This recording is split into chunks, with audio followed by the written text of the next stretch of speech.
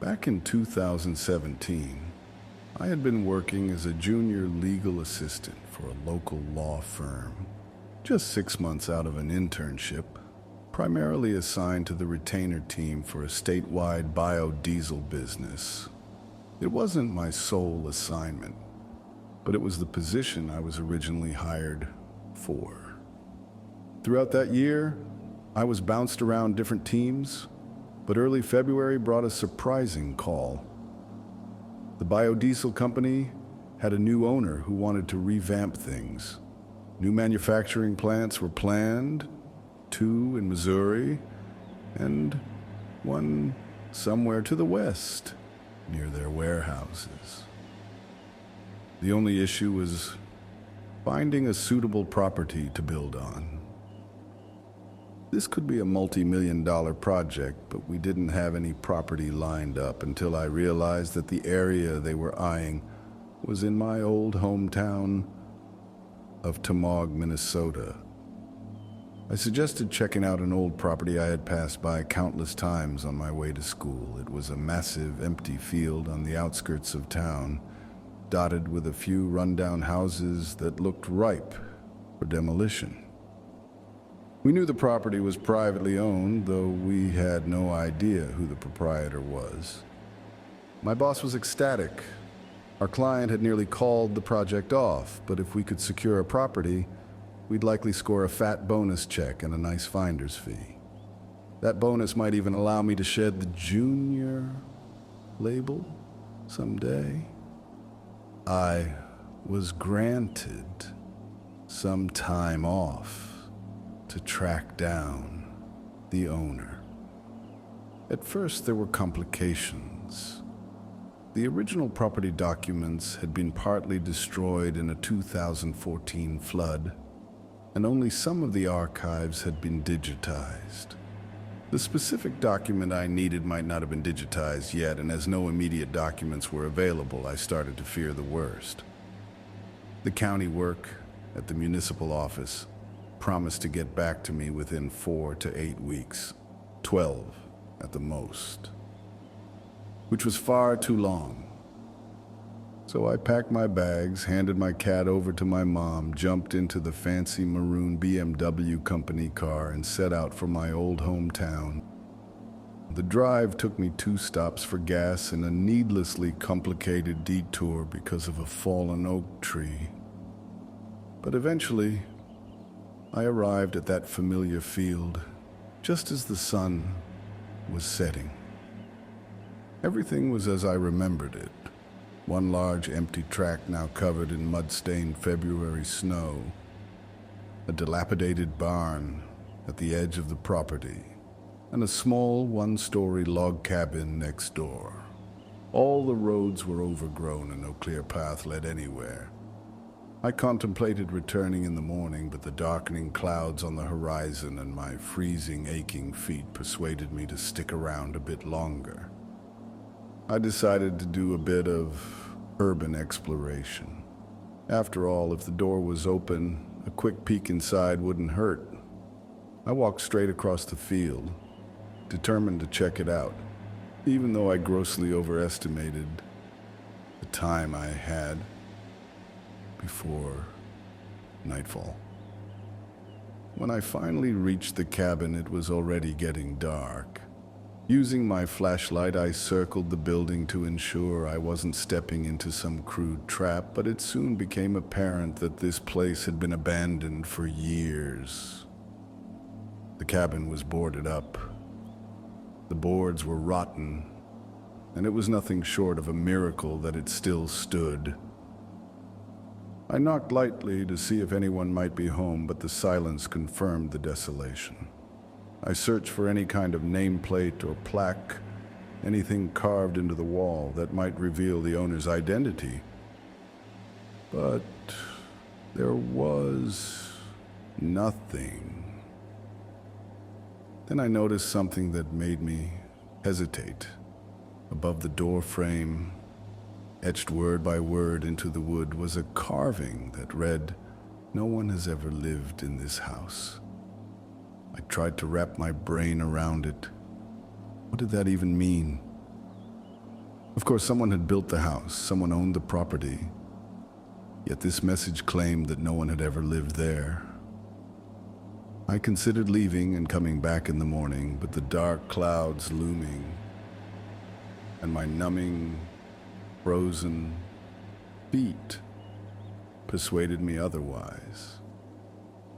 I took a closer look at the carving, thinking that perhaps there might be more messages inside. I noticed that the door itself was unlocked. With a mix of trepidation and curiosity, I stepped inside.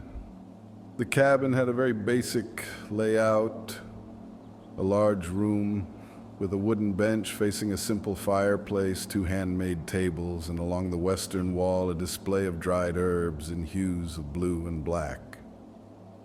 The floor was covered with a surprisingly clean cowhide rug, and a small door on the eastern side led into what appeared to be a rudimentary kitchen, featuring an antique stove and a few cabinets. It seemed that whoever had once occupied this place lived a sparse life. But then I remembered the carving. No one has ever lived in this house. So why was there furniture? Determined to uncover the truth, I began searching for clues.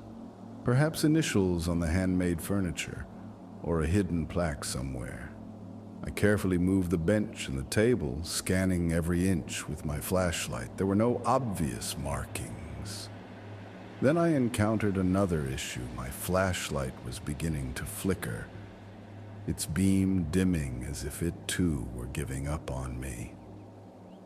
I looked around, realizing that the only other source of light was the old fireplace, which I assumed was clogged with dust and debris. I recalled that I did have a lighter. I had quit smoking 2 years ago, but I always kept one as a backup. I took a piece of bark from the pile nearby, struck the lighter, and managed to ignite a small flame. I double-checked that the smoke cleared, and then, surprisingly, it did. Glancing at my phone, I considered using it as an additional light source.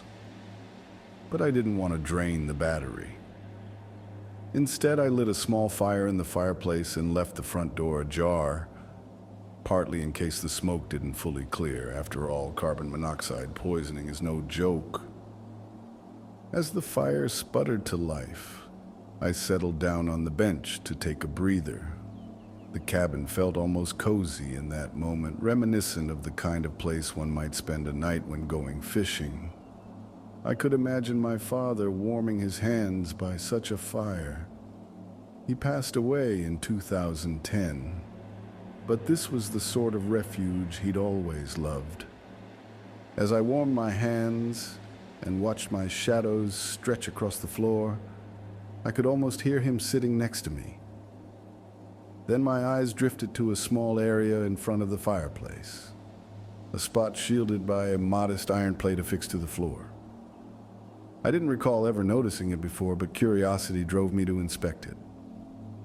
To my astonishment, I found that there were no screws or nails anchoring the plate down.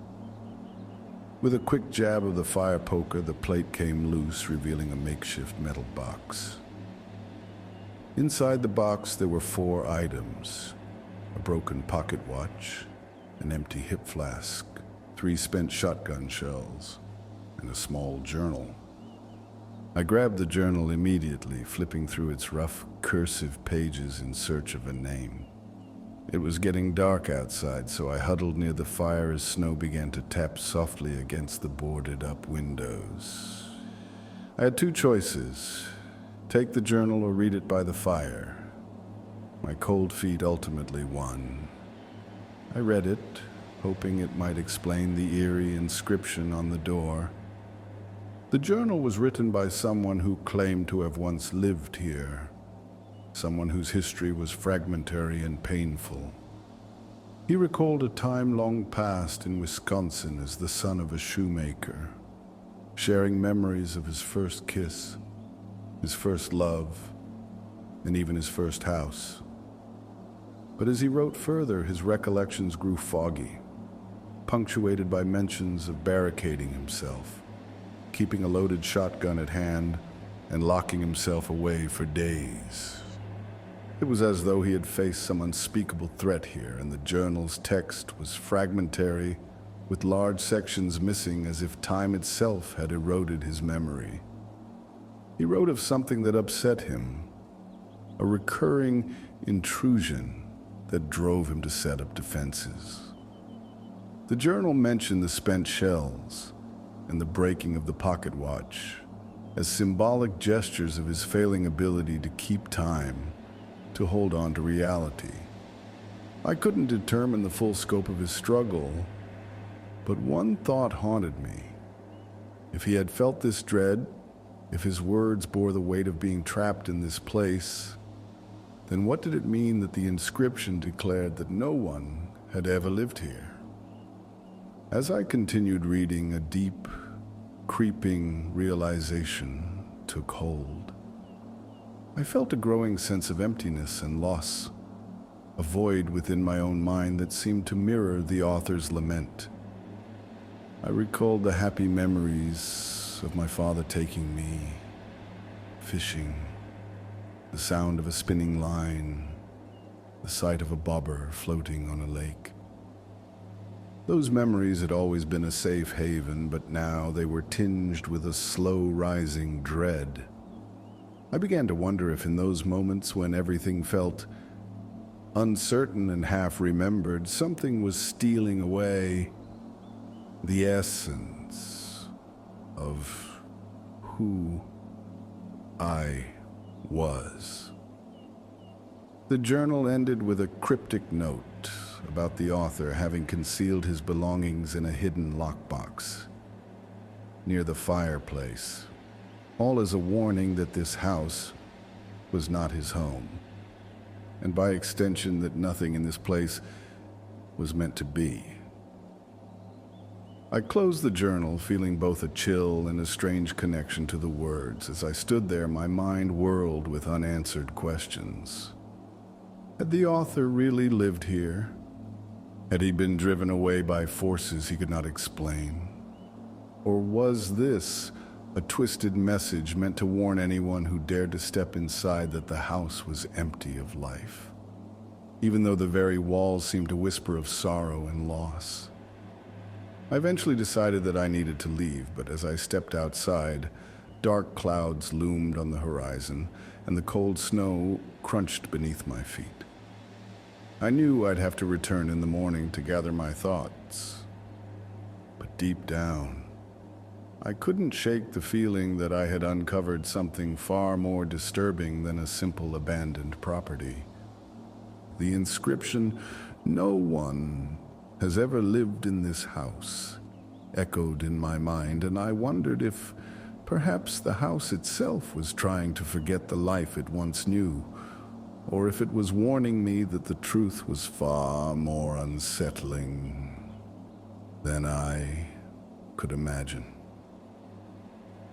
I drove back, my thoughts muddled with dread and a lingering curiosity that refused to let me go.